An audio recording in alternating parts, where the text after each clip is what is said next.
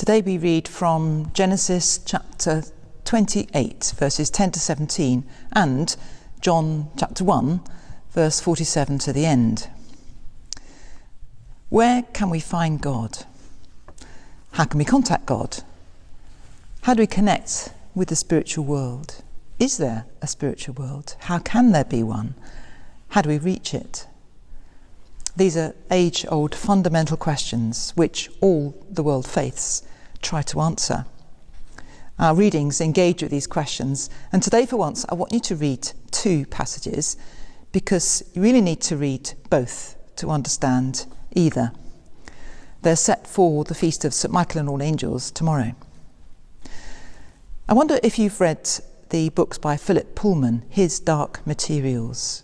They're children's books but profound. Pullman is anti-religion, anti-church, but curiously some of his ideas really throw light on faith issues. It's fantasy, and in Pullman's world there are many other worlds. You can even cut a window in the air like unzipping a door and step through into another world. They're not far away. They're close. And I think Pullman is right. Sometimes we think of heaven and God as being far away. In this world, some people with faith talk about thin places, places where they feel that the usual barrier between the material and the spiritual is, well, thin, where one seems to sense the presence of God, where one feels almost in touch with the divine.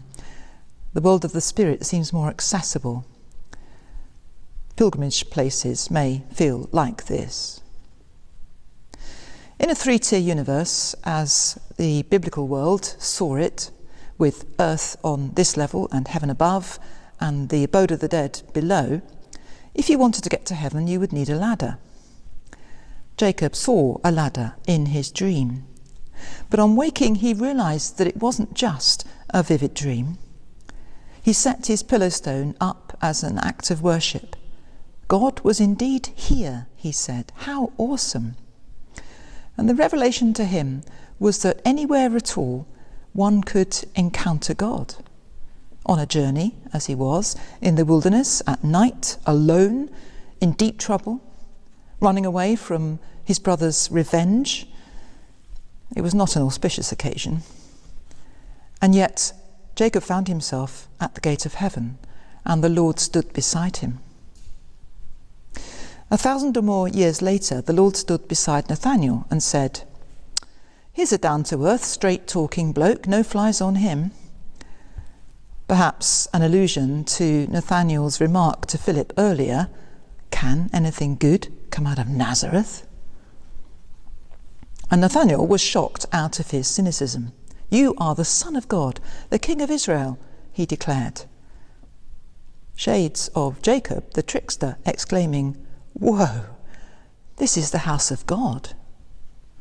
Nathanael suddenly realises that he is standing in the presence of God. And Jesus' reply deliberately recalls Jacob's encounter. "You will see the heaven opened and the angels of God ascending and descending upon," not a ladder, "upon the Son of Man." The connection between earth and heaven has changed. Or at least it looks different. Jesus now embodies that connection. He is that connection.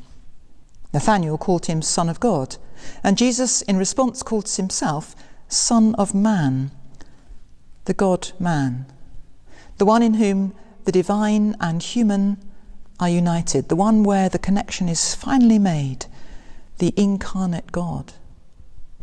And there is the answer to the questions we started with. Where can we find God? How do we connect with God? The Archangel Michael's name means, who is like God? A question meaning, I think, not me, not Michael. No one can be like God. But Nathanael could give a better answer. You, Jesus of Nazareth, he might have said, you are like God, so like that I can only call you Son of God. This is where we can connect with God. This is the thin place. This is the door unzipped in the air, giving us access into the very presence, the very heart of God.